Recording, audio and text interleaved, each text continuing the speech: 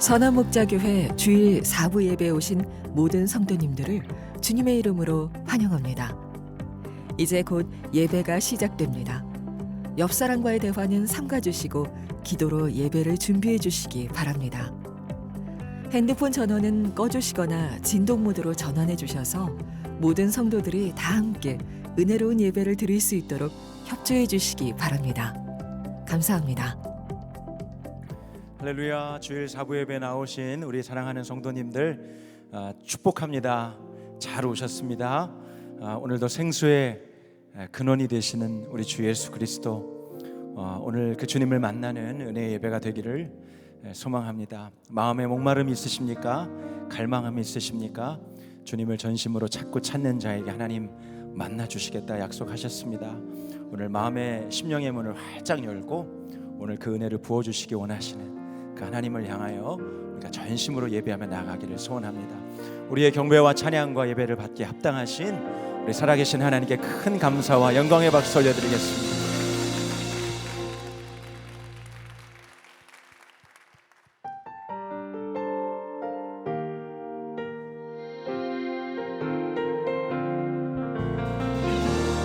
오늘 처음 나누는 찬양입니다.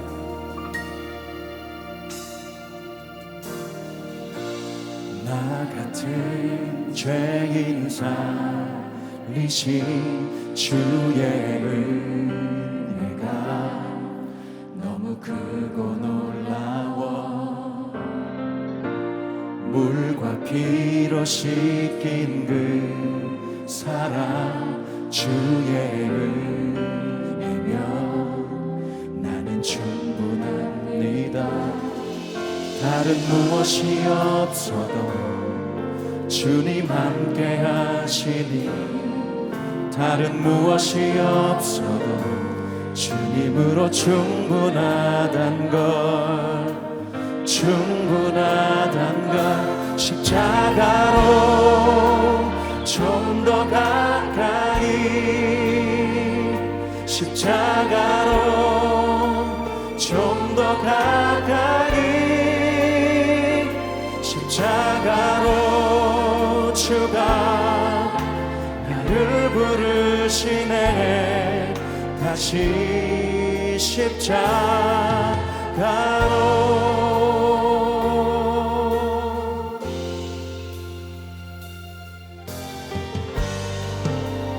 우리 다시 한번 고백할까요? 나 같은 죄인 살리신 나 같은 죄인 살리신 주의 은혜가 너무 크고 놀라워 그렇습니다. 물과 피로 씻긴 그 사랑 주의 은혜며 나는 충분한 다른 무엇이 없어도 주님 함께 하시니 다른 무엇이 없어도 주님으로 충분하단 걸 십자가로 좀 더 가까이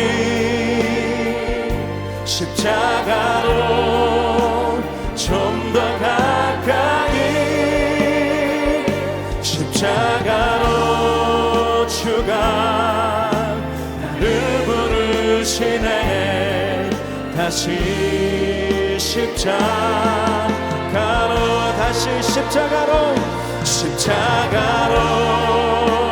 좀 더 가까이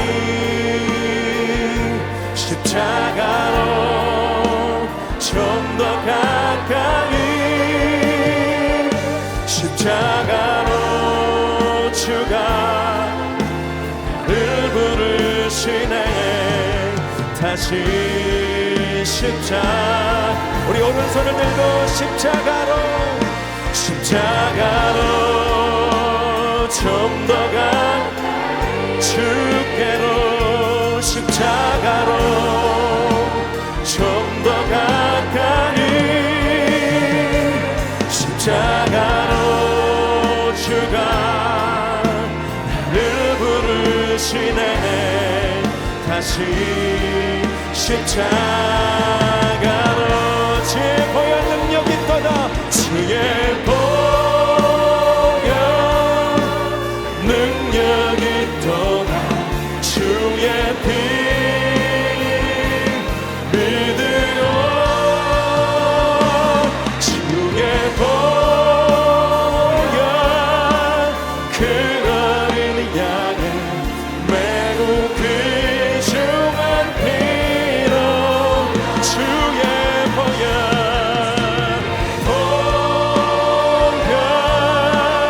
능력이 떠나 주의 피 믿습니다 주님 할렐루야 주의 보혈 그 어린 양의 우리 주님을 경외하는 마음으로 우리 그 자리에 일어나서 고백합시다 주의 보혈 주의 보혈 능력이 떠나 주의 피 믿으오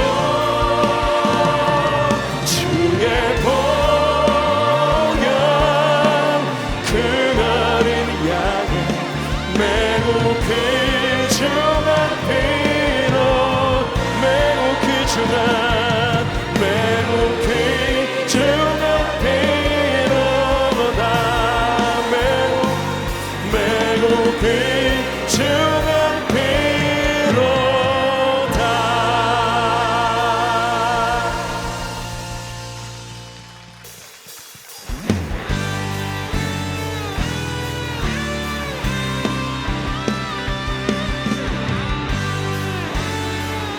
살아계신 예수 그리스도 주님의 이름을 찬양합니다. 예수 살아계신 주 지금도 역사하시네 죽음 이기시는 주 사망 권세 물리치셨네 어둠 속에 갇힌 우리를 주의 빛으로 부르셨네 할렐루야 할렐루야 살아계신 예수님 그 무엇도 비교할 수 없네 아멘 할렐루야 부활하신 어린 양 나 영원히 주 찬양하리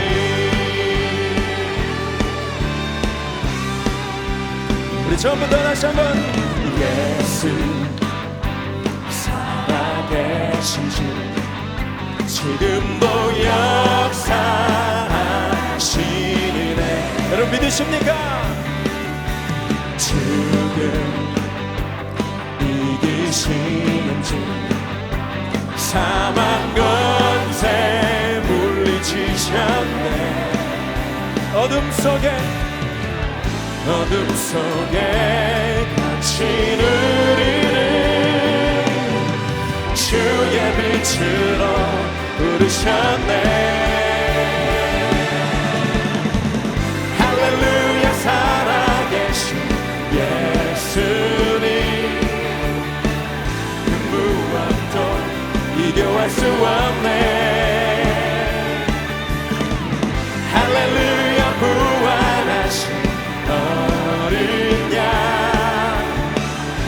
나 영원히 주 찬양하리 할렐루야 살아계신 할렐루야 살아계신 예수님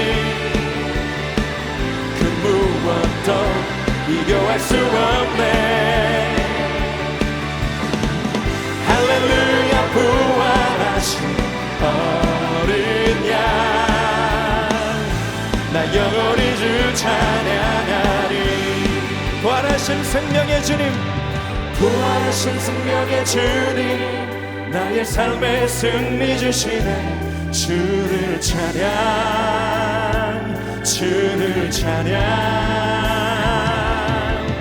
부활하신 생명의 주님 나의 삶의 승리 주시네 주를 찬양 주를 우리 다시 한번 선포합시다. 부활하신 생명의 주님 나의 삶의 승리 주시네 주를 찬양 주를 찬양 부활하신 생명의 주님 나의 삶의 승리 주신 아멘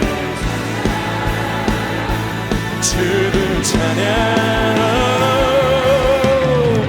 할렐루야 살아계신 예수님 그 무엇도 비교할 수 없네 할렐루야 부활하신 어린 양 나 영원히 주 찬양하리 주님의 영광 나타나셨네 권능으로 임하셨네 죽음에서 날 살리신 주 성령 놀라우신 주 하나님 할렐루야 할렐루야 주의 나라가 할렐루야 임하소서 걷게 되니 나는 선포하리 만왕의 왕 예수 주의 나라 임하시네 우리 주님의 영광을 선포합시다 주님의 영광 나타나셨네 권능으로 임하셨네 죽음에서 날 살리신 주 성령 놀라우신 주 하나님 우리 형제님들만 할렐루야 할렐루야 주의 나라가 할렐루야 임하소서 걷게 되니 나는 선포하리 만왕의 왕 예수 주의 나라 임하시 나는 선포하리 만왕의 왕 나는 선포하리 만왕의 왕 예수 주의 한 번 더 선포합시다 나는 선포하리 만왕의 왕 예수 주의 나라 임하시네 할렐루야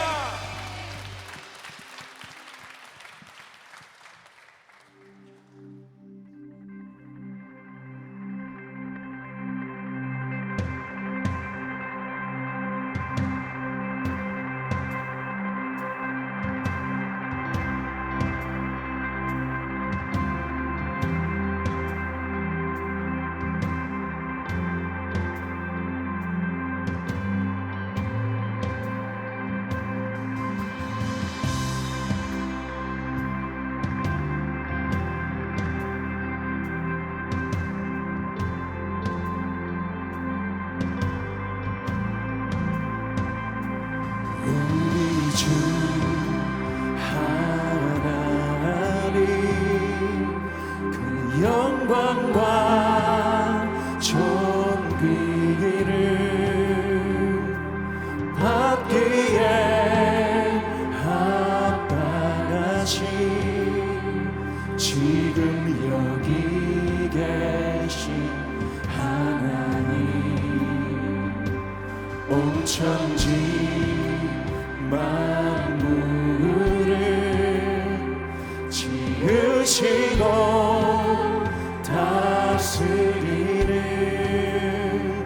그 권능과 능력으로 주의 말씀이 이루시네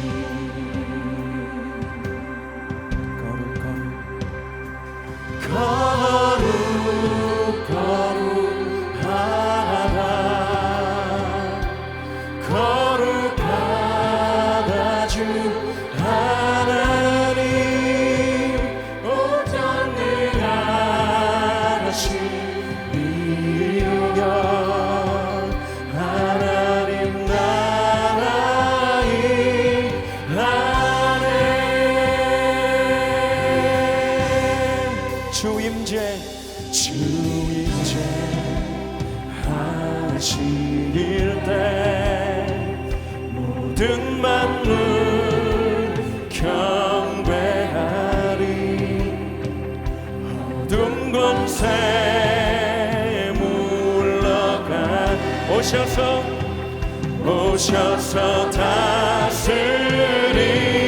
다스리소서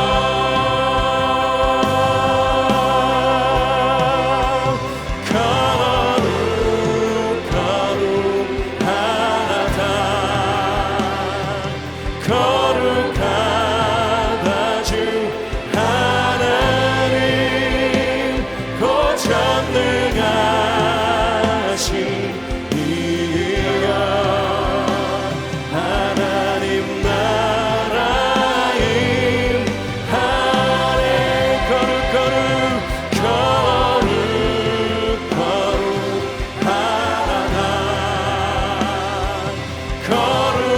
거룩하다 주 하나님 고전능하신 이여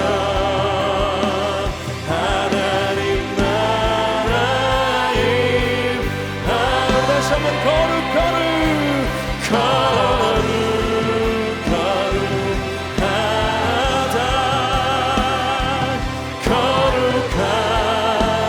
주 하나님 고전능하신 하나님 나라를 선포합시다. 나라의 안에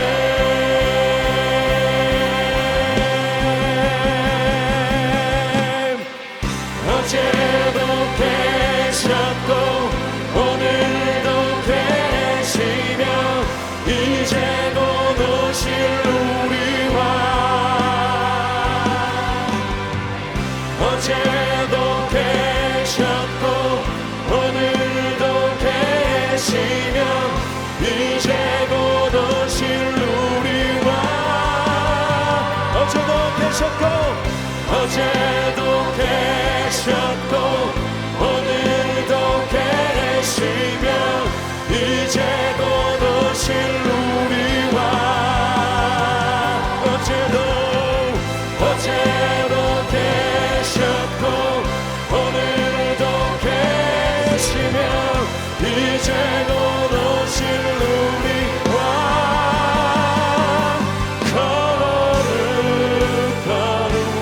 거룩하다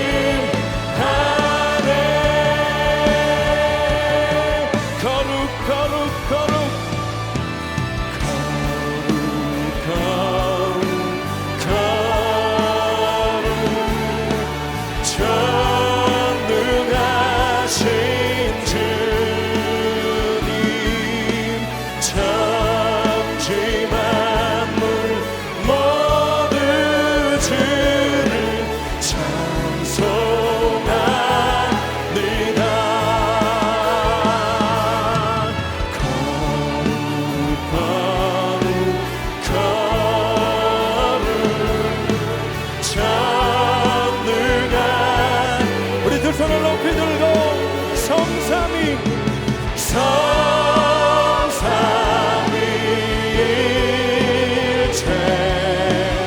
우리 주로 아멘 아멘 성삼위일체 성삼위일체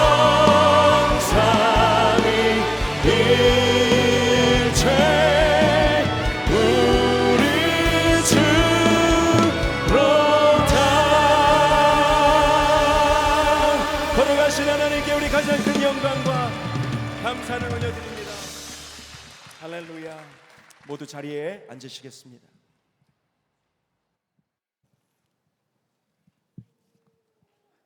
사랑과 은혜가 풍성하신 하나님 아버지, 세상 삶 속에 힘들고 어려운 환경 속에서 지친 몸을 이끌고 주님의 은혜를 사모하며 하나님 전에 나와 예배하게 하시니 감사합니다. 늘 부족하고 연약하여 넘어질지라도 끝까지 포기하지 않으시고 사랑과 은혜를 베풀어 주시어 선한 길로 인도해 주심도 감사를 드립니다. 하나님 앞에 완전할 수 없는 죄인이지만 하나님 앞에 소원과 소망을 품고 하루하루 말씀과 기도로 신실한 삶을 살기 원합니다. 우리가 늘 부족하고 연약하여 말과 생각과 행동으로 죄를 짓지만 사망의 자리에서 생명의 자리로 옮겨진 것이 주님의 은혜임을 고백하오니 날마다 하나님께서 공급하여 주시는 감사와 찬양으로 나의 영혼이 더욱 새로워지게 하여 주시옵소서. 속해방학과 찌는 듯한 무더위로 몸과 마음이 지치기 쉬운 이때에 저희들의 나태함으로 영적인 침체가 되거나 실족하지 않도록 말씀과 기도, 동행일기를 통하여 말씀 충만, 성령 충만, 은혜 충만한 삶을 살아가게 하여 주시어 저희들의 믿음이 더욱 굳건하게 하여 주시옵소서. 오늘 이 시간 예수님의 사랑이 의심될 때라는 제목으로 생명의 말씀을 전하시는 김다희 목사님, 성령의 권능을 덧입혀 주시어 전하시는 말씀에 성령의 은사가 흘러넘치게 하여 주시고 증거되는 말씀이 하나님의 영으로 충만케 하시어 세상의 걱정, 근심, 염려 등 모든 것을 내려놓고 주님의 음성을 듣는 귀중하고 소중한 예배가 되어지게 하여 주시옵소서. 하나님 아버지, 교회 학교와 여름 성경학교를 위해 기도합니다. 특별히 우리의 다음 세대인 이들이 여름 성경학교를 통하여 심령의 부흥을 일으켜 주시고 이를 준비하며 섬기는 교사들에게도 지혜와 능력을 주시어 그 어느 때보다 알차고 은혜로운 여름 성경학교가 되어지게 하여 주시옵소서. 오늘 이 예배를 위하여 보이지 않는 곳에서 헌신적으로 섬기시는 모든 교역자와 평신도 사역자, 주님의 영광을 찬양하는 브릿지 찬양제 등을 축복하여 주시기를 바라고 원하며 이 모든 말씀 우리 주 예수 그리스도의 이름으로 기도드렸습니다.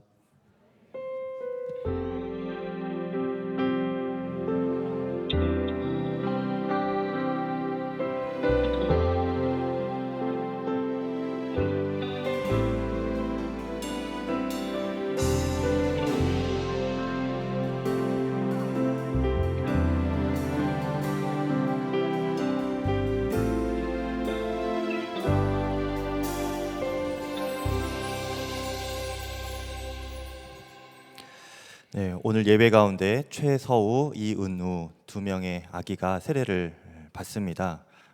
이를 위하여서 대표하여서 최보민 집사님께서 유아세례 간증을 해주시겠습니다.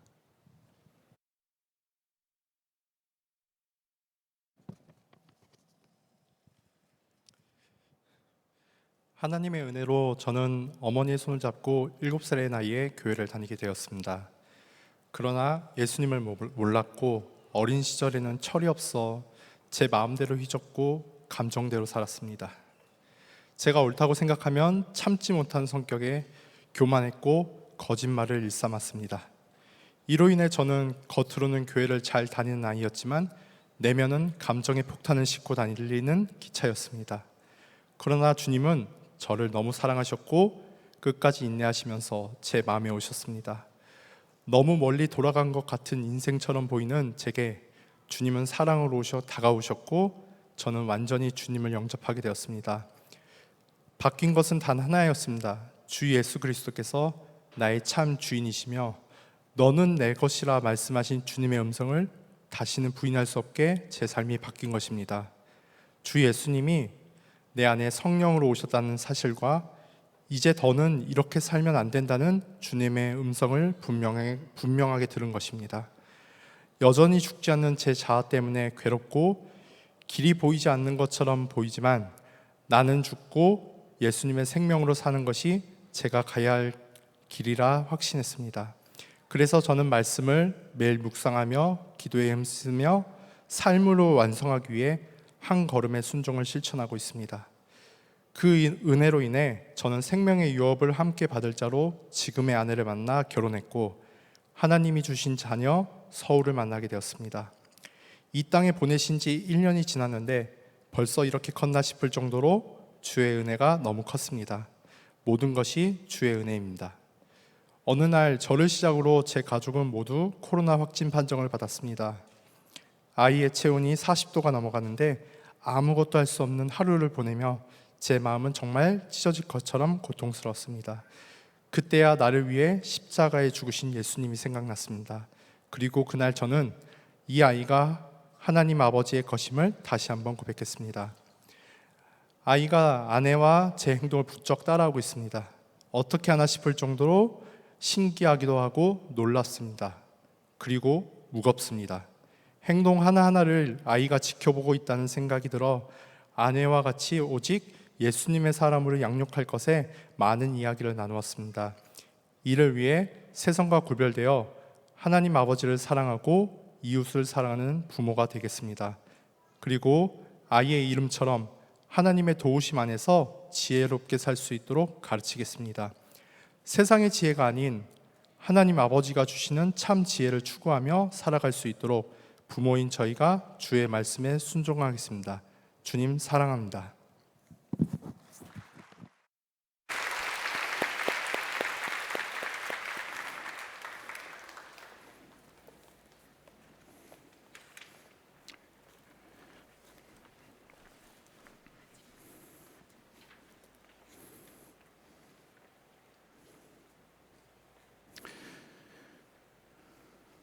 네, 기도하겠습니다. 하나님 감사합니다. 하나님의 택하신 자녀 최서우 이은우를 이 시간 구별하여 주셔서 이 시간 성령으로 안수하여 주시고 또한 세례를 주시고 하나님께서 귀한 택하신 주의 백성으로 인쳐 주시기를 원합니다. 귀한 부모님의 믿음의 고백대로 평생을 주님만을 사랑하며 주님만을 따르며 주님의 지혜로 이 세상을 이기며 살아가게 해주시고 정말 주님이 주신 귀한 믿음으로 하나님 굳건하게 자라갈 수 있는 귀한 우리 서우와 은우가 되게 하여 주시옵소서. 하나님께서 베푸신 귀한 사랑의 공동체 안에서 무럭무럭 키가 자라고 지혜가 자라고 믿음이 자라고 하나님의 사람으로 자라갈 수 있도록 주여 크신 은혜를 베풀어 주시옵소서. 감사함이 예수님의 이름으로 기도드립니다. 아멘. 네, 우리 최서우부터 우리 세례 받겠습니다. 최서우, 내가 성부와 성자와 성령의 이름으로 세례를 주노라. 아멘. 네, 우리 은우입니다. 이은우, 내가 성부와 성자와 성령의 이름으로 세례를 주노라. 아멘.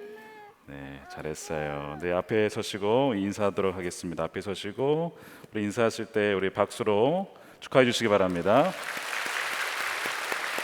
박찬흥 권사님과 함께 10주간의 세가족 과정을 마치신 분들을 소개하겠습니다. 윤영애 권사, 나수정 성도, 조재경 집사, 권강희 집사, 홍창현 집사, 최혜원 집사, 양동권 성도, 진슬기 성도님이십니다. 바나바가 십자가 목걸이를 목에 걸어주시고 예수님의 마음으로 축복해 주시기 바랍니다. 여러분 모두도 축복의 찬양으로 함께 축복하겠습니다. 사랑해요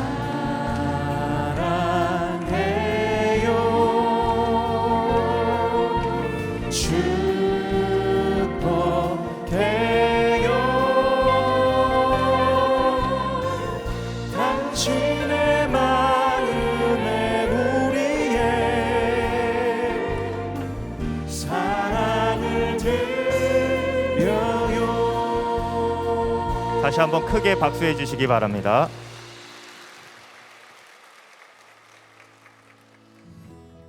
교회 소식을 알려드리겠습니다. 예수님과 함께하는 주차 캠페인에 함께 해주시기 바랍니다. 약속 하나, 이웃 주택가와 상가 건물 주차장에 주차하지 않기. 약속 둘, 복정동 행정복지센터와 동서울대학 구간의 상가 앞 도로에 주차하지 않기.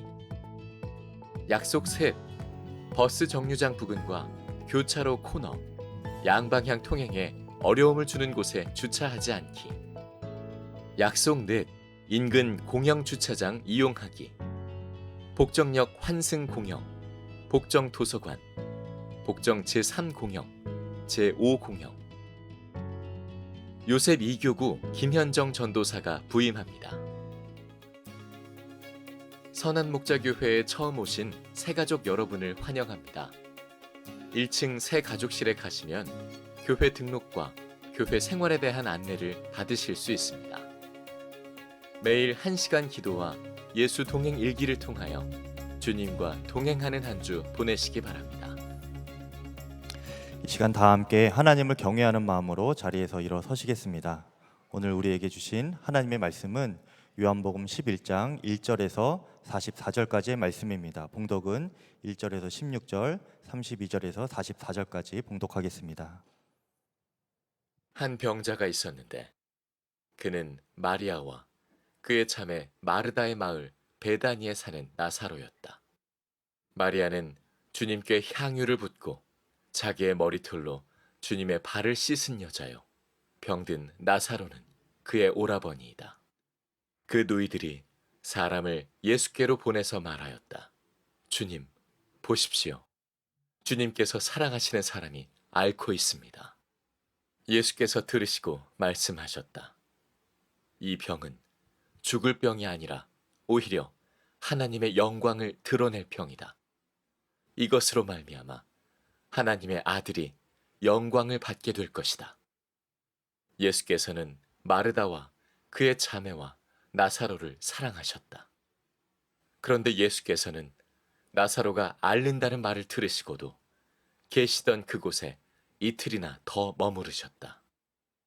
그리고 나서 제자들에게 다시 유대 지방으로 가자 하고 말씀하셨다. 제자들이 예수께 말하였다. 선생님, 방금도 유대 사람들이 선생님을 돌로 치려고 하였는데 다시 그리로 가려고 하십니까? 예수께서 대답하셨다.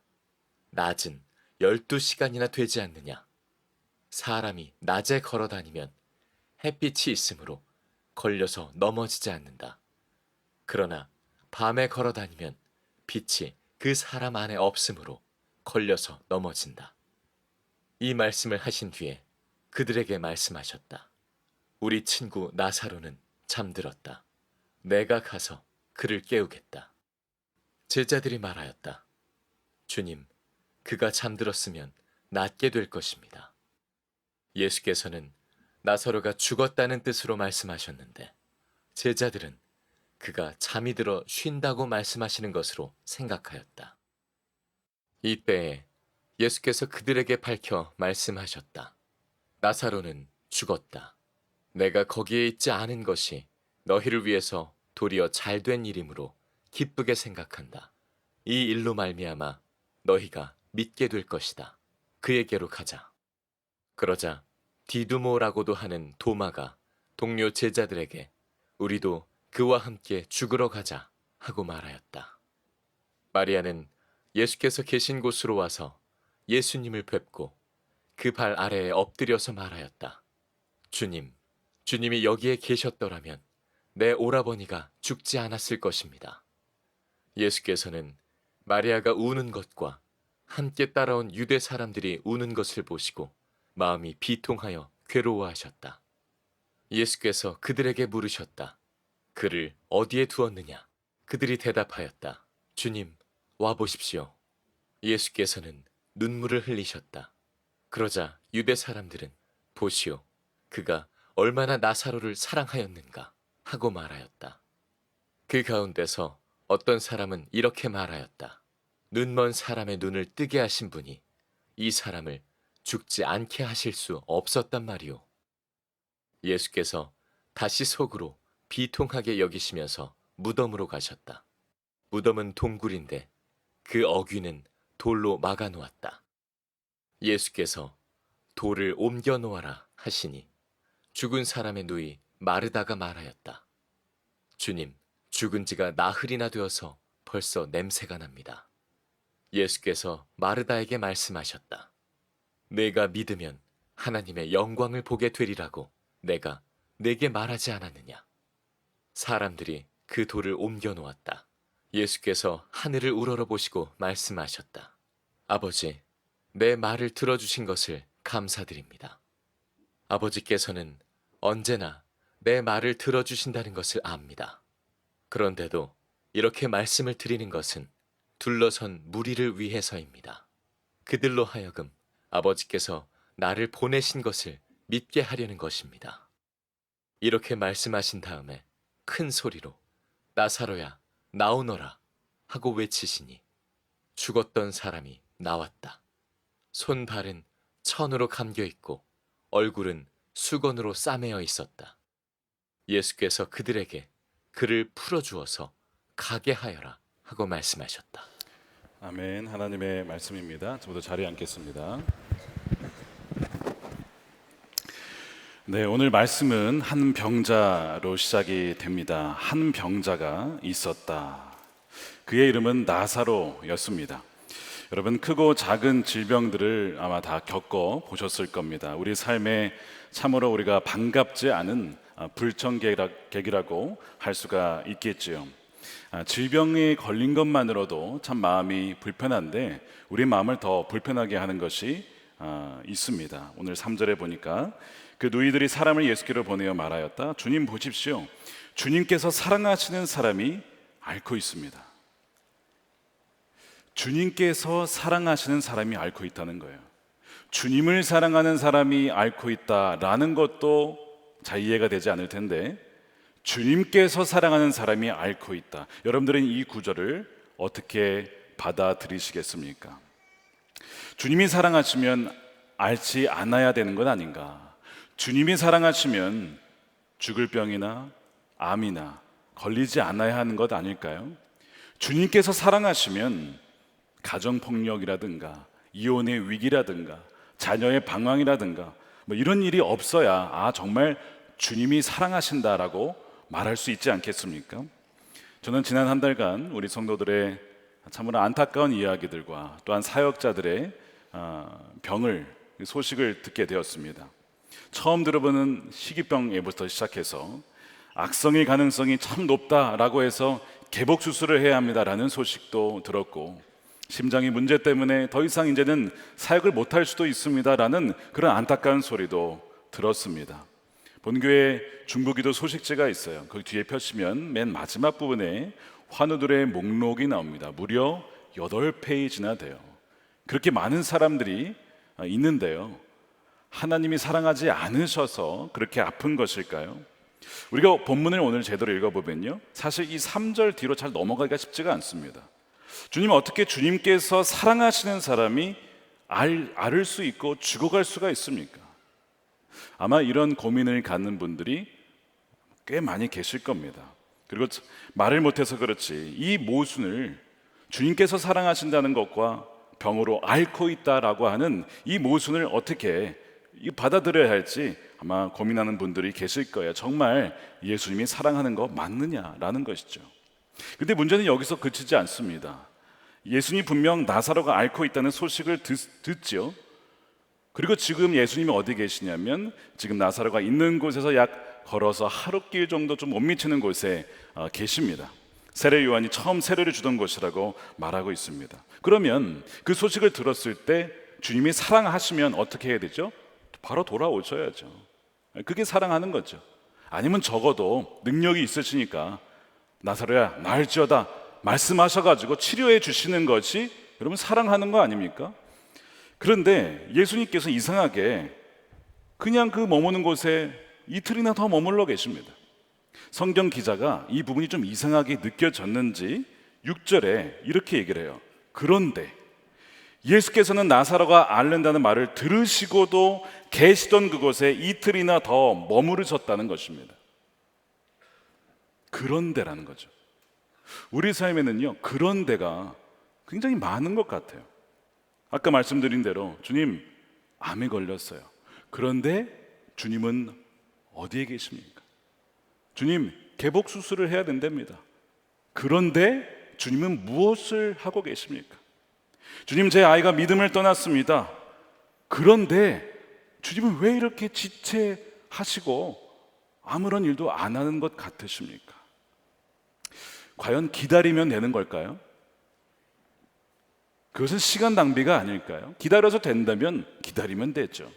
근데 기다리다 보면 어떤 생각이 들죠? 야, 이거 시간 낭비 아닐까? 이거 헛되게 기다린 거 아닐까? 이런 생각을 할 때가 있어요.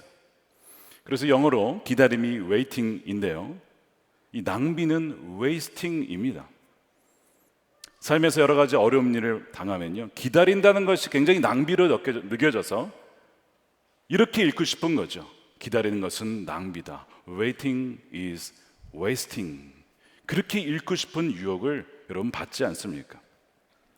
기다리는 것이 참 어리석게 느껴진다는 것은요, 여러분들만의 이슈는 아니었습니다. 바로 아브라함도 그랬어요. 아브라함도 75세에 하나님이 자녀를 주시겠다고 약속하셨거든요. 근데 수년이 지나도 뭐 약속은커녕 아무런 기미가 보이지 않아요.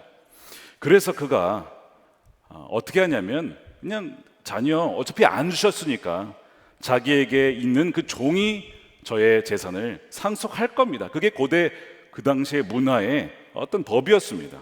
그래서 창세기 15장 3절에 주님께서 저에게 자식을 주지 않으셨으니, 자, 기다림은 낭비라는 것이죠. 이제 저의 집에 있는 이 종이 저의 상속자가 될 것입니다. 하나님이 하실 일을 안 하셨으니까 기다리는 것은 낭비입니다. 그래서 저는 저의 일을 하겠습니다. 이것이 아브라함의 생각이었는지도 몰라요.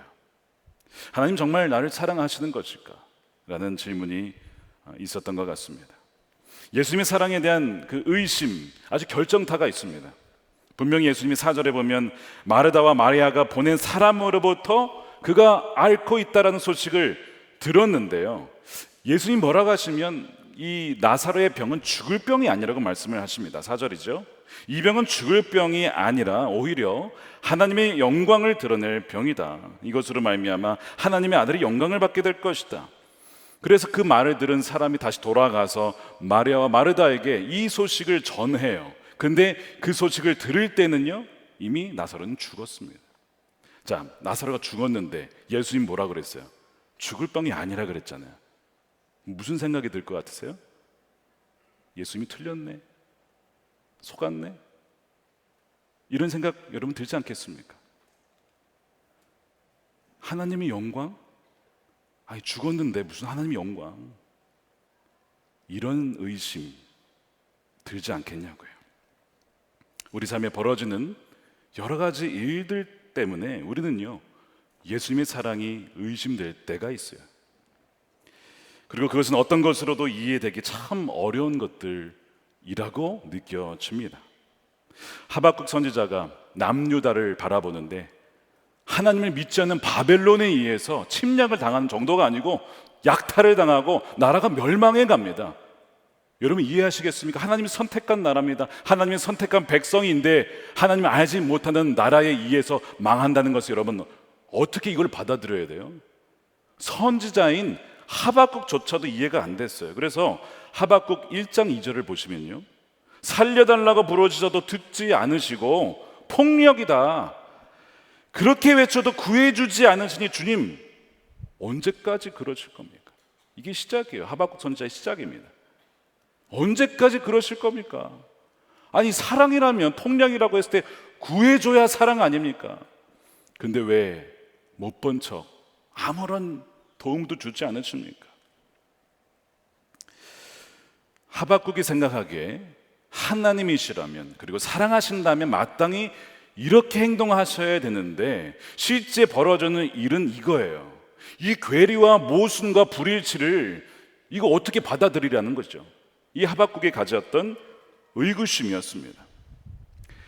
레리 크랩이라고 하는 사람이 기독교 상담가입니다. 책을 쓰셨어요. 많은 책을 쓰셨는데 하나님을 신뢰한다는 것이라는 책이 있어요. 원제는요 이겁니다. When God's way make no sense. 그러니까 번역하면, 직역하면 하나님의 방법들, 하나님의 방식들이 이해가 되지 않을 때, 이게 원제의 의미예요. 그가 심리학자여 기독교 상담가로서 많은 신앙인들의 고민을 들어주었습니다. 근데 이해할 수 없는 일들이 너무 많았어요. 신앙인들의 반응이 항상 긍정적이지는 않았다는 것입니다. 그러면서 두 가지 부정적인 반응이 있었다는 거예요. 그것을 첫 번째로, 하나는 요나의 방식이다, 이렇게 그가 얘기를 합니다. 요나의 방식은 거부하고 달아나는 겁니다. 그러니까 하나님이 이끄시는 방향이 난 마음에 들지 않아. 그래가지고 그 반대 방향으로 가는 거예요. 그분의 개입을 거부하고 달아나는 방식을 택한다는 것입니다. 이것이 요나의 방식이에요. 또 하나의 부정적인 반응은 회심 전에 사울의 방식이에요. 그것을 왜곡하고 부정하라, 이렇게 얘기를 합니다. 하나님의 사랑이 하나님이시라면 이렇게 생각하고 행동하셔야라고 본인이 생각하고 그렇게 하나님을 조정합니다. 자신이 이해하는 하나님을 만들어가요. 그리고 하나님은 마땅히 이렇게 하셔야만 해. 그래서 거기에 맞지 않는 말씀이 나오면 어떻게 하는지 아세요? 부정합니다. 멀리합니다. 그거는 싹 밀어놓고요, 마땅히 이렇게 하셔야만 한다는 그 모습 그대로 하나님을 바꿔가는 거예요. 이것이 사울의 방식이에요. 여러분, 이 두 가지 방식 중에 어쩌면 지금 여러분들이 그 문제에 대해서 반응하신 분들이 있을 거예요. 도망가든지 조종하고 왜곡하든지. 근데 이 세 번째 방식이 있습니다. 세 번째 방식은요, 전율하고 신뢰하랍니다. 전율, 이 트렘블링이라는 거 하는 것은 삶의 고통 때문에 떨리는 거예요. 감당하기가 쉽지 않을 때가 있어요. 그러나 두렵고 떨리는 마음으로 겸손히 하나님을 신뢰하는 겁니다. 왜냐하면 하나님이 최선이라고 여기는 대로 우리를 사랑하시는 그분이 그 주권적인 권위를 받아들이는 태도입니다. 우리가 생각하는 그 사랑과 그분의 사랑이 다를 수도 있다라는 것을 받아들이는 거죠. 이것이 하박국의 반응이었습니다. 그의 시작은 도무지 이해할 수 없습니다. 그러나 나중에 마지막 장에 가게 되면요, 이런 고백을 해요. 포도나무에 열매가 없고 소출이 없고 외양간에 소가 없을지라도 나는 여호와로 말미암아 즐거워하고 기뻐하리로다. 신뢰를 택합니다. 이게 세 번째 방식이에요. 그러고 보면 이사야 55장에도 비슷한 말씀이 나옵니다. 우리 함께 읽어보겠습니다. 55장 8절입니다. 나의 생각은 너희의 생각과 다르며 너희의 길은 나의 길과 다르다. 이것을 이렇게 읽을 수도 있습니다. 내가 생각하는 사랑과 너희가 생각하는 사랑이 뭐 같을 수도 있지만 다를 수도 있다. 내가 생각하는 방식, 사랑하는 방식과 그 타이밍과 너희가 생각하는 사랑의 방식과 그 때가 다를 수 있다라는 것이죠. 예를 들어 베드로는요, 예수님을 사랑했어요. 그래서 내가 예수님을 사랑하기 때문에 예수님이 죽으시면 안 된다라고 생각했어요. 그것이 베드로의 사랑의 방식입니다. 그런데 똑같은 것을 가지고 예수님은요, 내가 너를 사랑하기 때문에 나는 지금 너를 위해 죽어야 한다라고 생각했습니다. 사랑에 대해서 바라보는 관점에 따라 전혀 다른 사랑이 되는 것이죠. 뭐 그렇다고 해서 베드로의 사랑이 틀렸다라고 하겠습니까? 그러나 궁극적으로 예수님이 정말 베드로를 사랑하셨고 우리를 사랑하셨기 때문에 죽으셔야만 했다는 거예요. 이건 십자가입니다. 십자가는요, 십자가로 누가 사랑이라고 받아들이겠습니까? 그 당시에 사형 도구입니다. 고통과 채찍과 결국에는 끔찍하게 죽어야만 하는 것이 십자가인데, 그 고통과 죽음을 통해서만 주어질 수 있는 사랑이 바로 또한 십자가였다는 것이죠. 그 사랑 안에는 고난과 아픔이 담겨 있는 거예요. 그렇게 보면 3절의 말씀이 좀 새롭게 보입니다. 주님께서 사랑하시기에 병을 앓고 고통을 당하는 사람들이 있다는 것이죠. 그리고 예수님은 그 병이 오히려 하나님의 영광을 드러낼 병이라고 하셨습니다. 그것으로 말미암아 하나님의 아들이 영광을 받게 될 것이라고 하였습니다. 우리의 어떤 질병과 아픔 때문에 예수님이 드러나게 될 어떤 그것이 있다는 것이죠. 5절에 보면 예수님은 마르다와 마리아 그리고 나사라를 분명히 사랑하셨다라고 말씀을 했습니다. 그러나 그분이 사랑한다고 해서 그분의 사랑의 표현과 방식과 때가 우리가 생각하는 방식과 때와 반드시 같다는 의미는 아니라는 것이죠. 중요한 것은 우리가 원하는 사랑의 방식과 때가 아니라 하나님의 뜻이었습니다. 예수님은 나사렛 사건을 두고 하나님의 뜻을 구하죠. 그래서 6절에 보면 그가 이틀이나 더 머물렀다라고 했습니다. 그가 거기에 머무시면서 무엇을 하셨을까요? 노셨을까요? 쉬셨을까요? 그분은 기도하셨습니다. 41절과 42절에 이렇게 되어 있어요. 아버지, 내 말을 들어주신 것을 과거형으로 썼어요. 언젠가 기도했다는 것이죠. 감사드립니다. 아버지께서는 언제나 내 말을 들어주신다는 것을 압니다. 예수님은 나사로가 앓고 있고 사랑하는 오빠가 죽어가는 그 마르다와 마리아를 모른 척한 것이 아니었습니다. 하나님의 뜻을 구했어요. 하나님, 제가 당장 나사로를 고치는 것이 하나님의 뜻입니까? 아니면 그가 죽은 다음에 어떤 일을 행하는 것이 하나님의 뜻입니까? 기도하셨다는 것이죠. 그래서 마치 이 예수님이 돌아오지 않는 것이 이 가족들의 입장에서는 굉장히 실망스럽고 고통스러운 순간이었어요. 예수님이 참 무관심하시다. 예수님이 부재했다는 것이죠. 계시지 않았다라는 것, 그렇게 느껴졌다는 것이죠. 예수님 나를 버리셨나 봐. 우리 가정 과거에만 사랑하셨지 지금은 아니신가 봐. 이렇게 생각했을지도 모르지요. 그러나 그것이 아니었어요. 예수님 모른 척한 것이 아니고 그곳에서 그 가정을 위해, 나사로를 위해 기도하고 계셨습니다. 또 더 놀라운 것이 있어요. 예수님이 계셨던 곳이 어디라고 했죠? 세례 요한이 세례를 주던 그 건너편, 요단강 건너편이라고 했습니다. 그런데 요한복음에 보면 그 지명이 이름이 나와요. 그곳의 이름은 공교롭게도 베단입니다. 1장 28절이죠. 이것은 요한이 세례를 주던 요단강 건너편 베다니에서 일어난 일이다. 성경에 베가니가 두 군데가 나와요. 하나는 지금 예수님이 계신 곳 요단강 건너편 그 베다니가 있어요. 또 하나는 지금 그 나사로가 죽어갔던 그리고 죽은 바로 그 베다니, 예루살렘 근처에 있는 베다니, 이 두 가지, 두 군데의 베다니가 있었습니다. 이게 우연히 일치일까요? 사람들은 예수님이 베다니에 안 계셨다, 우리가 필요할 때 안 계셨다, 모른 척 하셨다 라고 생각했을지도 모릅니다. 그러나 예수님이 어디에 계셨냐면 베다니에 계셨습니다. 그것은 눈에 보이는 형태의 임재는 아니었어요. 분명히 부재처럼 보였지만 분명히 예수님은 베다니에 임재하셨습니다. 기도하심으로, 하나님의 뜻을 구함으로, 그 가정을 위해 가장 좋은 것이 무엇이며 무엇보다 하나님께 가장 영광스러운 것이 무엇일지를 간구하시며 주님은 베다니에 계셨던 것이죠. 예수님의 임재가 느껴지지 않을 때가 있어요.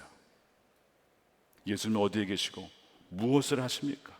특히 병상에 있을 때, 또한 폭력을 당할 때에, 가정폭력이든 어떤 자녀들의 어떤 문제든 간에 그런 일이 있을 때 주님을 찾는데 주님이 느껴지지 않는 것이죠. 베다니에 왜 안 계시나? 근데 뭐라고 돼 있죠? 주님은 베다니에 계셔요. 때로는 우리가 느껴지고 보이는 방식은 아닐지라도 분명히 성령으로 주님은 우리와 함께 임재해 계시다는 것을 오늘 본문은 믿으라고 말씀을 하고 있는 거예요. 그렇기 때문에 기다림은요 결코 낭비가 아닙니다. Waiting is not wasting. 낭비가 아니라는 것입니다. 그 기다림의 기간 동안 우리의 믿음이 단련되어지고 주를 향한 분명한 그 시선으로 고정되기 때문에 그렇습니다. 고난 중에 기도 요청을 했다는 점에서 이 마르다와 마리아는 참 믿음의 여인들이었습니다. 그러나 예수님은요 이 나사로의 병과 죽음을 통해서 그들의 믿음이 그저 거기에 머물러 있는 것을 원치 않으셨고 훨씬 더 굳건하고 큰 믿음으로 자라가기를 원하셨습니다. 어느 정도까지냐면 바로 부활의 믿음이었어요. 오늘 본문 11장은요 이제 그 표적의 순서대로 따지면 7번째입니다. 마지막 표적이에요. 그 중에서도 가장 영광스러운 표적이죠. 이런 표적이 뭐라고 했죠? 단지 기적이 아니라고 말씀을 드렸습니다. 표적은 기적을 포함한 형태로 나타나는 사인입니다. 포스팅이 어떤 것을 가리키는 표지판이죠. 그러니까 지금 오늘 나사로가 다시 살아나는 이 사건은 그냥 살아났다, 그게 중요한 것이 아니라 그것이 가리키고 있는 부활이 있음을, 그리고 그 부활이 있다는 것을 믿느냐라고 하는 것을 예수님은 도전하고 있는 것입니다. 그래서 우리의 고통은 바로 그러한 믿음까지 나아갈 수 있도록 우리의 믿음을 단련시키고 만지시는 하나님이 허락하신 역경이라는 것이죠. 마르다와 마리아는 참 굳건한 신앙인이었지만 아직 그 정도의 믿음은 아니었어요. 그래서 요한복음 11장 오늘 21절에 보면요, 둘 다 참 아쉬운 이야기를 합니다. 무슨 얘기냐면 이런 거죠. 마르다가 예수님께 말하였다. 주님이 여기에 계셨더라면 내 오라버니가 죽지 아니하였을 것입니다. 32절에 마리아도 마찬가지예요. 주님이 여기에 계셨더라면, 그런데 지금 계시지 않았고 결국 오라비는 돌아가셨다는 것이죠. 죽지 않았을 것인데 주님이 안 계셔서, 이런 얘기를 해요. 그 얘기는 주님이 실수하셨습니다. 주님이 모르는 사이에 오빠는 죽었습니다. 뭐 거기에 대해서 이미 지난 사건인데 제가 어떻게 하겠습니까? 그러나 주님 거기 안 계셨잖아요.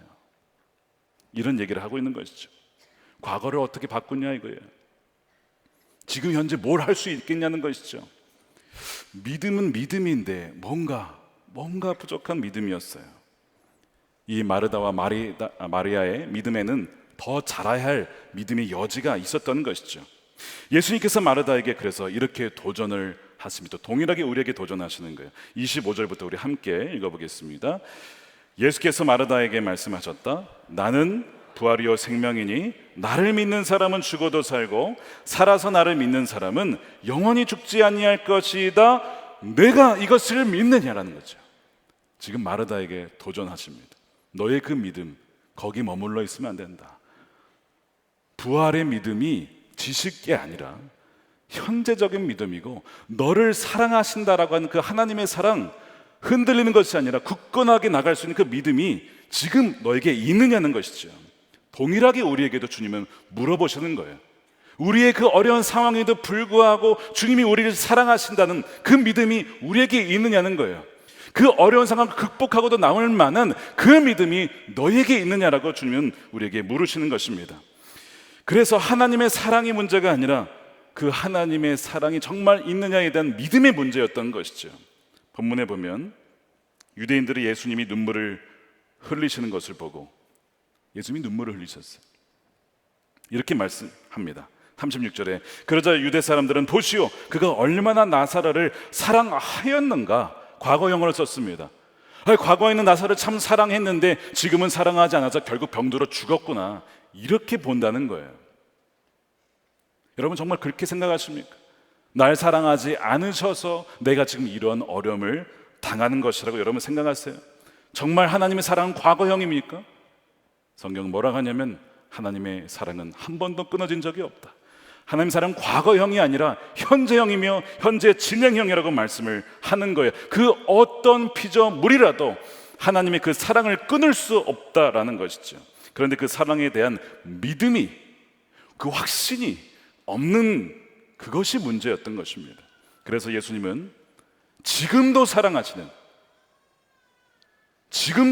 나사로를 일으키시기 위해서 무덤으로 가시죠. 그리고 돌을 옮겨놓으라, 이 장애물이 있었어요. 돌을 옮겨놓으라 라고 하십니다.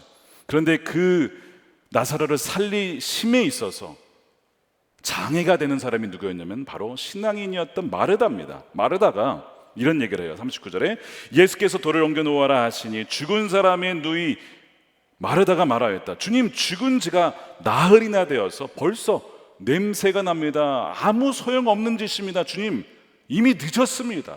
주님이 오셨지만 늦게 오셨기 때문에 소용없는 일입니다. 이것이 신앙인의 불신앙적인 고백이에요. 믿는 사람인데 믿지 않는 이들의 말을 하고 있어요. 나흘이라는 기간이 왜 나오냐면요, 유대인들은 이런 믿음이 있었습니다. 사람이 죽으면 첫 3일은 영혼이 여전히 남아있다가 나흘째가 되면 영혼이 떠나고 시신이 부패한다, 이렇게 믿었어요. 근데 3일째까지 됐으면 가능성이 있었을 텐데 이미 나흘이 됐다는 것이죠. 찬수는 지나갔고 이미 끝난 것이다. 믿는 자의 믿음 없음을 보는 겁니다. 현재적인 하나님의 그 사랑, 나를 향한 사랑에 대한 확신이 없는 신앙인의 불신앙을 보는 거예요. 그런데 바로 이것이 우리에게 고난을 허락하신 목적 중에 하나입니다. 예수님은 나사로 사건을 통해서 그 표적을 통해서 부활을 미리 보여주시면서 동시에 그들의 믿음이 이전과는 비교할 수 없을 정도의 굳건해질 것을 주님은 알고 계셨어요.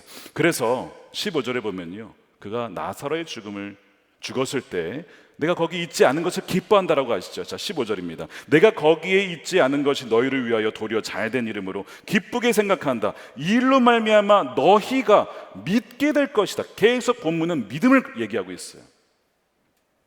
나사로가 죽어서 기쁜 것이 아니라 이 사건을 통해서 너희의 믿음이 예전과는 비교할 수 없는 믿음으로 자라갈 것을 인하여서 나는 기뻐한다는 것입니다. 어떻게 하나님을 기뻐한다고 했죠? 믿음이 없이는 하나님을 기쁘시게 할 수 없다. 하나님을 가장 기쁘게 하는 것은 하나님의 그 존재와 그분의 행하심에 대한 믿음입니다. 그래서 우리는요, 예수님이 우리의 삶의 고난 중에도 역사하신다는 것을 믿을 수 있고, 또한 그것이 그분의 사랑인 것을 알 수 있는 겁니다. 전율하며 신뢰할 수 있는 거예요. 하나님 그분이 최선이라고 여기는 그 방식으로 우리를 사랑하시는 그 주권적인 권위를 갖고 있는 분입니다. 그것을 신뢰하면요, 우리의 의심은 사라질 수 있어요. 그분을 믿을 수가 있습니다. 그분은 우리를 한 번도 떠난 적이 없기 때문에 그렇습니다. 심지어 그분의 임재가 전혀 느껴지지 않는 순간에도 그분은 그분의 베다니에서, 우리는 우리의 베다니에서 연결되어 있고 그분은 성령을 함께 하고 계셨던 것입니다. 에스더서에 보면 하나님이란 단어가 한 번도 나오지 않아요. 그리고 유대인들은 전체가 다 학살당할 위기에 처합니다. 전날까지도 아무런 하나님의 역사가 보이지 않아요. 뭐죠? 하나님의 부재입니다. 신학적으로 숨어 계시는 하나님이란 표현이 있어요. Hiddenness of God이라고 표현합니다. 하나님이 왜 안 숨어 계신다 이거죠. 왜 역사하지 않느냐?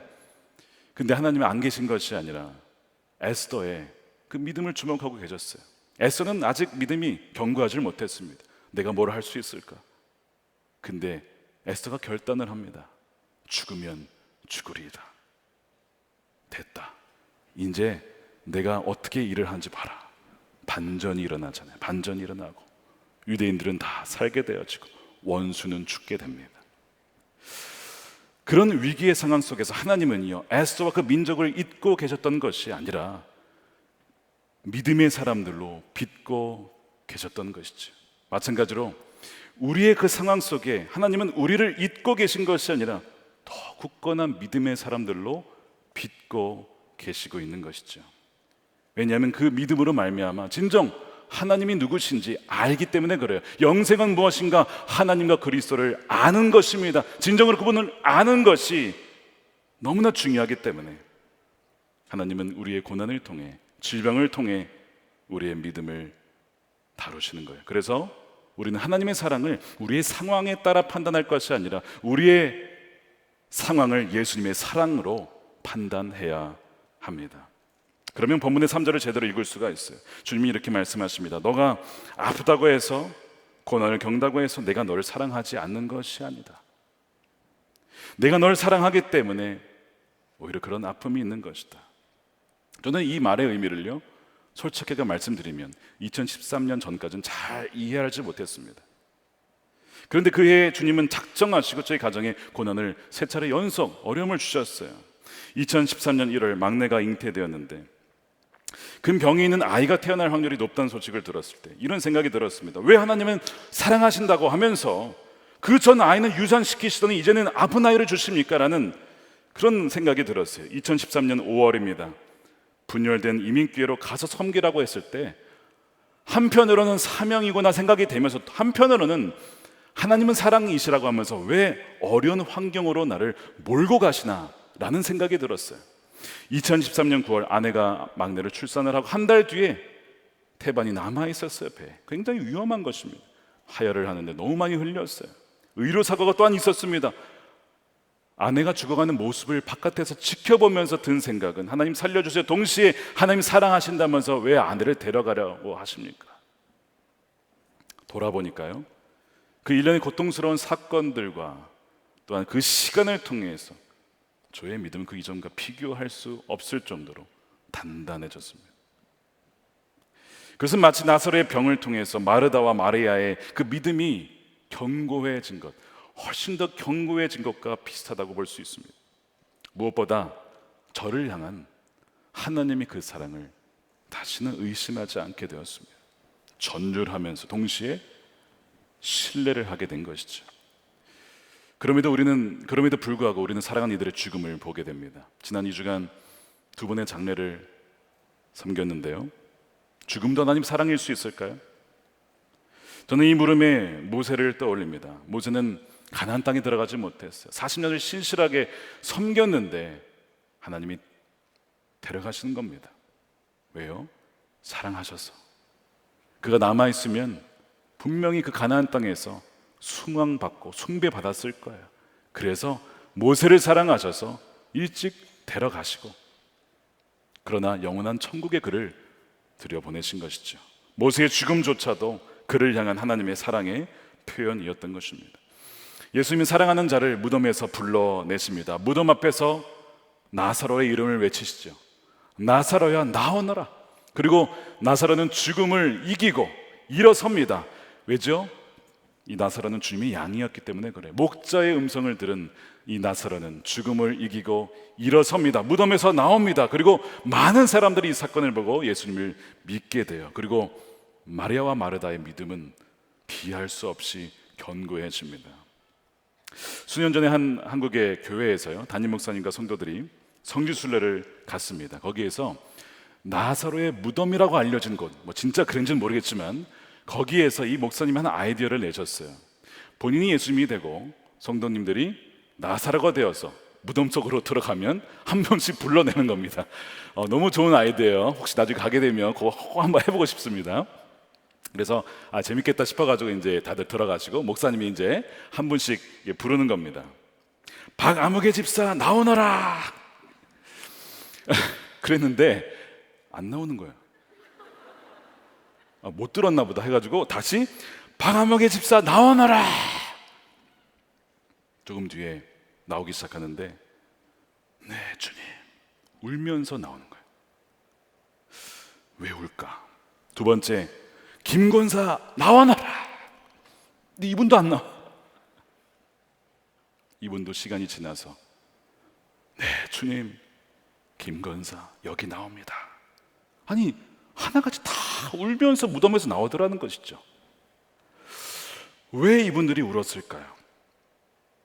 목사님이 자신의 이름을 부르는 그 음성이 정말 죽음과 같은 그 무덤 속에서 나오라고 하는 주님의 음성으로 들려졌기 때문에 그래요. 낙심과 절망의 무덤에서 나오너라. 포기와 좌절의 무덤에서 나오너라. 불신과 의심의 무덤에서 나오너라 라고 하는 그 음성으로 들렸기 때문에 그들은 그 자리에서 무덤을 나와서 주님께 나오게 된 것이죠. 너는 다시 살 거야. 왜냐하면 너의 무덤의 자리를 대신하여 내가 들어갔어. 내가 너 대신 죽고 무덤에서 장사를 치렀어. 그리고 이제 그 무덤은 빈 무덤이다. 이것이 내가 너를 향한 나의 사랑이야. 이것이 주님의 사랑의 방식이에요. 사랑하는 여러분, 주님의 우리를 향한 사랑은요 한 번도 변한 적이 없습니다. 주님의 사랑은 과거형이 아니라 현재형입니다. 다만 그분의 방식과 타이밍은 우리와 다를 수 있어요. 그러나 하나님께서는 그 상황을 통해서 우리의 믿음이 더 견고해지고 하나님이 누구신지를 알기를 원하고 무엇보다 정말 그 부활의 믿음을 소유하기를 누구보다도 원하신다는 사실입니다. 우리가 이것을 붙잡고 정말 그 예수님의 그 사랑의 너비와 깊이가 얼마나 큰지를 우리가 믿음으로 그것을 누리며 살아가시는, 그래서 그 모든 역경을 이겨낼 수 있는 저와 여러분들의 삶이 되시기를 주님의 이름으로 축원합니다. 우리 기도하겠습니다. 이 시간 우리 함께 기도할 때, 주님, 제가 바로 나사로와 같습니다. 무덤 속에 들어가 있어서 아무것도 할 수 없을 것만 같은 무기력한 존재, 또한 한편으로는 나사로의 죽음을 보며 예수님이 오셔도 이제는 아무것도 할 수 없어 라고 생각했던 그 마르다. 만약 여러분들이 마르다와 그 나사로와 같다면 이 시간 가슴에 손을 얹고 기도했으면 좋겠습니다. 주님, 주님께서 그 무덤에서 나오라라고 할 때에 주님, 제가 나오겠습니다. 비록 삶의 여건과 상황은 너무나 어렵고 지병과 병상 중에 있고 도무지 주님이 오셔도 안 될 것만 같은 그 상황 속에 있지만, 그러나 나사로여 나오너라는 그 음성이 바로 나에게 주시는 주의 음성인 줄로 믿고, 주님 이 시간에 그 절망과 의심에서 그 무덤에서 나와 하나님 나오겠습니다, 살겠습니다, 걸어 나가겠습니다, 그렇게 이 시간 고백하시면서 함께 우리 시간 기도하도록 하겠습니다. 하나님 감사합니다. 그렇습니다. 주님, 이 시간에 우리 고백합니다. 아버지 하나님, 주님의 그 말씀을 듣고 그 모든 절망과 의심과 좌절과 낙심의 그 자리에서 나오겠습니다. 하나님의 그 사랑을 의심하고 예수님의 그 사랑을 의심하고 아버지 믿음이 흔들렸던 그 자리에서 나와서 아버지 그 말씀대로 아버지 하나님 걸어 나가겠습니다. 주여 이 시간 하나님의 백성들을 붙잡아 주시옵시고 하나님의 그 말씀대로 아버지 걸어 나오는 하는 살아나는 주의 백성들이 되게 하여 주시옵소서. 많은 순간들마다 아버지 의심이 들고 아버지 하나님 주여 주의 문제를 느낄 때가 참 많이 있습니다. 그러나 주님은 바로 그 베다니에 계셨습니다.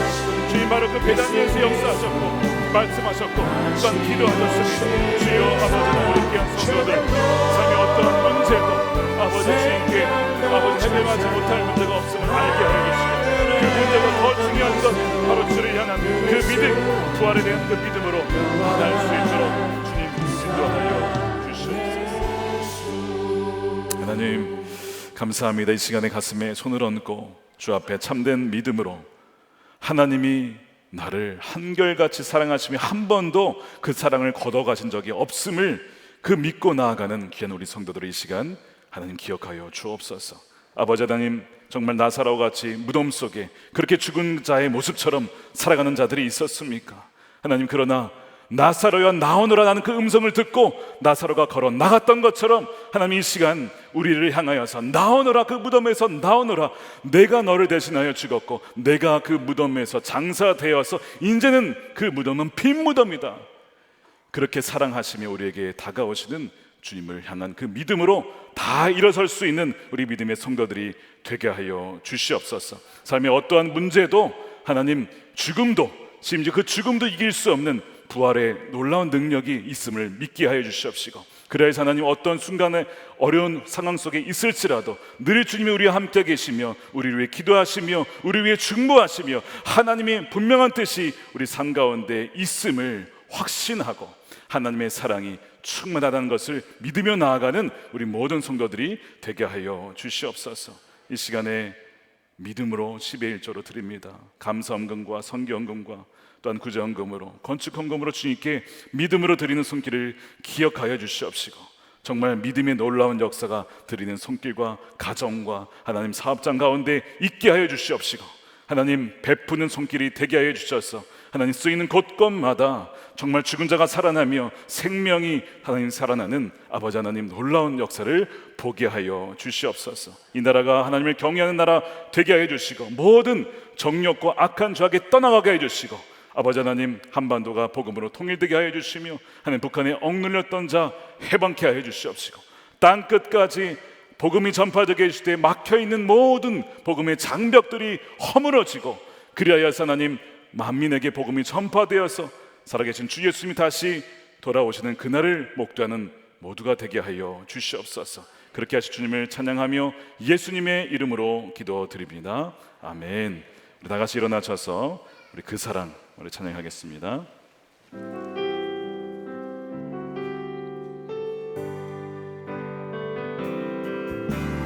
아버지 사랑 내가 노래해,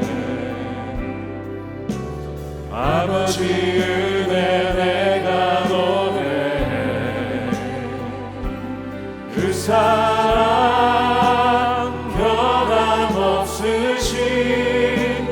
거짓없으신 성실하신 그 사랑, 상한 갈대 꺾지 않으시는 꺼져가는 등불 끄지 않는 그 사랑 변함없으신 거짓 없으신 성실하신 그 사랑 우리 두 손 들고 찬양합니다. 그 사랑 날 위해 죽으신 날 위해 다시 사신 예수 그리스도 다시 오실 그 사랑 죽음도 생명도 천사도 하늘의 악한 권세도 끊을 수 없는 영원한 그 사랑 예수 그 사랑 날 위해 죽으신 날 위해 다시 사신 예수 그리스도 다시 오실 그 사랑 죽음도 생명도 천사도 하늘의 어떤 권세도 끊을 수 없는 영원한 그 사랑 예수 영원한 그 사랑 예수 기도하겠습니다. 이제는 우리의 영원한 생명 되시고 부활 되시는 예수 그리스도의 크신 은혜와 우리의 지각을 뛰어넘어 풍성한 사랑을 베푸시는 좋으신 아버지 하나님의 사랑하심과 우리와 늘 함께 하시며 떠나지 아니하시는 성령님의 교통케 하심이 어느 말씀을 듣고 때로는 예수님의 사랑이 의심될 때 있으나 다시 한번 그 믿음을 붙잡고 변치 않는 그 사랑을 붙잡고 나고자 결단하는 우리 모든 성도들의 삶과 가정과 일터 가운데 이제로부터 영원토록 함께 하시기를 간절히 축원하옵나이다. 아멘.